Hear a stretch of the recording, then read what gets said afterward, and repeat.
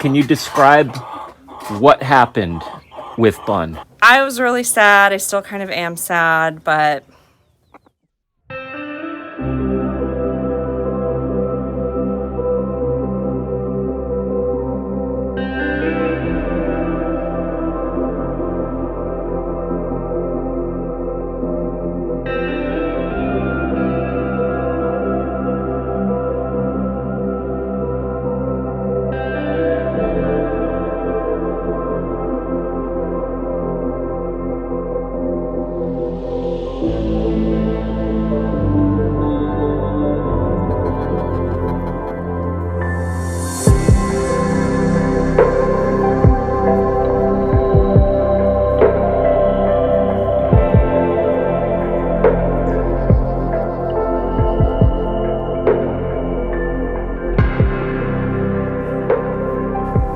So sometimes things don't work out on the homestead the way that you plan them. And I guess that applies for YouTube videos as well. Sometimes we have a vision about the videos that we're going to put out and the episodes that we're going to make, and things fall through, and you aren't able to produce what you thought you were going to produce. And so you have to kind of work on the fly, roll with the punches, I guess. So I had a really elaborate video planned for today's episode.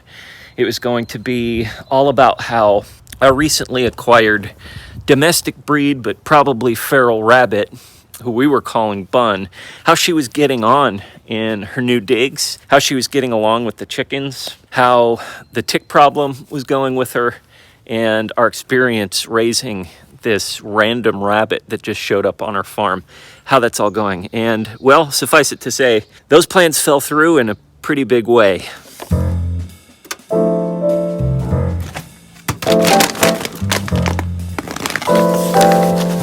Oh, you guys are so spoiled.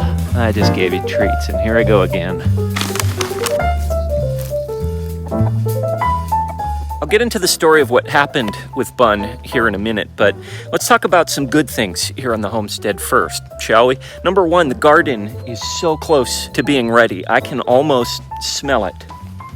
Right now I smell chicken poop, but I think you know what I mean. As I mentioned in a previous video, we ordered the compost for the raised beds, and that's due to get here on April 1st, April Fool's Day, which is, I think, next week. We're getting close to it. And so right now, the next step is getting our fencing set up. I actually ordered this Premier 1 fence, the same exact setup that I'm going to use around the perimeter of the garden. So we'll actually have 2 Premier 1 fences on the homestead, one for the chickens and one for the garden. It's got this tight weave at the bottom. I think it's off. Yeah, it's off. It's got this tight weave on the bottom to help keep smaller critters out, things like groundhogs and rabbits. Speaking of rabbits, groundhogs, rabbits, raccoons, things like that, that should keep all of those critters out, and bigger netting on top to keep bigger animals out. I don't know if it'll handle deer. We do have deer that have been on the property. That might be another conversation that we'll need to have if we have problems with deer. But we ordered fencing for the garden, and that's very exciting. That should get here by Wednesday. So I think at this stage, right now, what we're planning to do is let the chickens work on this area a little more, let them pick at it. They've done a pretty good job. This whole area is just filled with dead grass and dirt. I think it's ready for a weed barrier. So I think what we're going to do next is add some weed barrier. I was actually able to find this free roll of weed barrier in my parents' pole barn. There might be some more, so we might actually have free weed barrier that we can throw down here. And then after that, we position the raised beds where we want them to be. And then after that, we throw the mulch down, what mulch we have. I know that we might need to get more mulch. This 3 or 4 yards that I have right here might not be enough to cover it, but I think that's how things are going to work out. And so hopefully within 2 or 3 weeks at the latest, we'll have the garden set up and ready to go. And for that, I am so happy and so pumped. And I keep talking about it just because that's our big goal here at The Modern Yeoman, is to raise as much of our own food as possible. And getting the garden will put us in the footsteps to do that.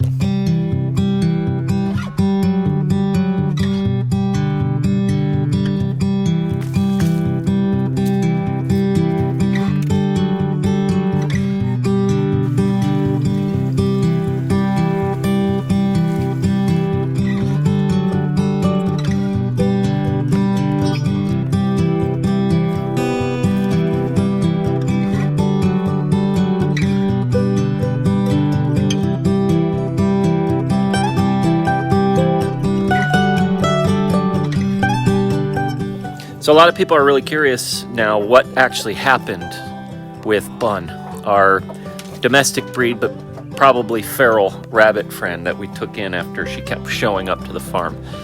Well,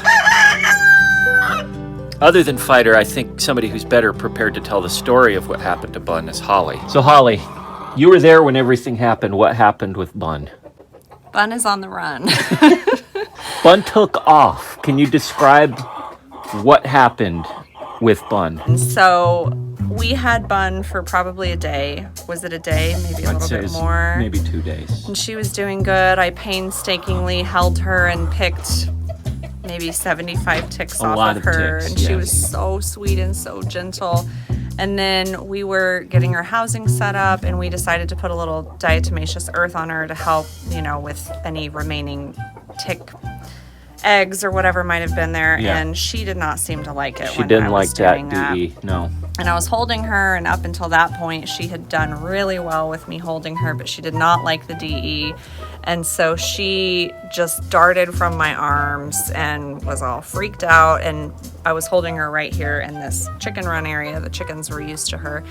And then she darted through the fence, and she made her way through the little Premier One fence, and then she made her way into the woods, and she just was not coming back. We tried catching her, right? We tried. Bun is on the run. And then, we just came to the conclusion, whatever tenacity inspired her initial escape from wherever she came from inspired her second escape, because that was one little tenacious bunny, and she did not want to be held captive. So I was really sad. I still kind of am sad, but Bun is on the run. Bun is on the run. She hasn't been back that we know of, but we're going to keep an eye out for her. And if she does come back, what do you think? Are we going to try to catch her again and house her? I honestly don't know. Or are we just going to let her It was be? really heartbreaking. And the other thing is, I know she's in danger out here because she's very visible, but I just do not like seeing her in a tiny little pen. And I don't know what we're going to do if we see Bun again. Maybe she'll just be our bonus barn bunny. Our bonus barn bunny. We'll see. Thank you, Holly. So this highlights a couple of issues. Number one is the fence itself and having gaps in that fence that allow animals to slip through. As you can see here, there was a fairly sizable gap here between the fence ending and the wall.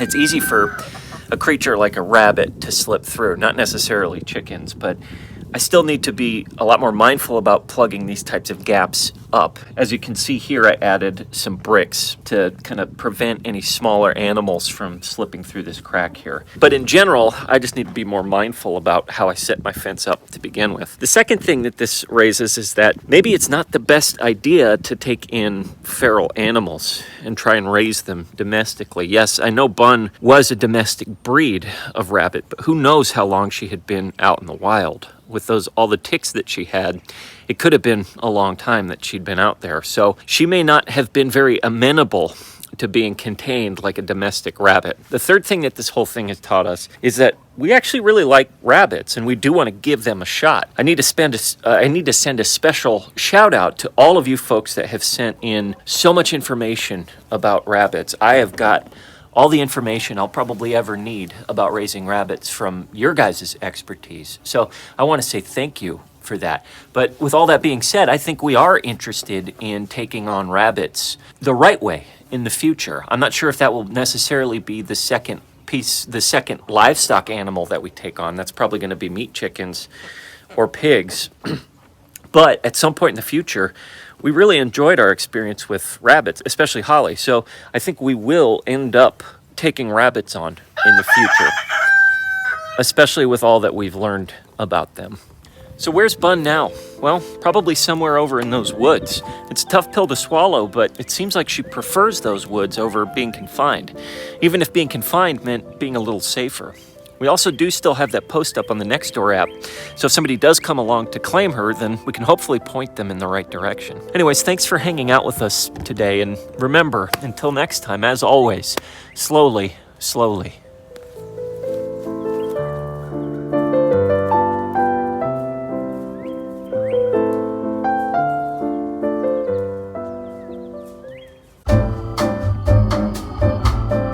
So it's the day after I filmed that video.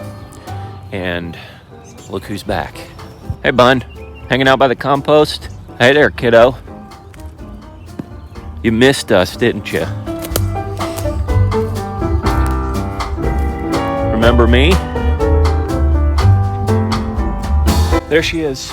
So I made a brief attempt at catching her with the net, but was obviously unsuccessful. And so, as I mentioned just a few clips ago, I think it's probably best that we just let her live this life. This is the life that she chose, the life that she wants. And so I think this is probably for the best. I imagine she'll keep coming back here to the farm, and I really honestly hope that she doesn't become a problem, that she doesn't become a pest of sorts, that she doesn't start eating chicken food or chewing through wires or pooping in our hay or anything like that. But she's here. She's back. I'm glad she's okay. I'm glad that it's been 2 days or so since we saw her. I'm glad she's all right and she's doing okay. I hope she stays that way. See ya, Bun.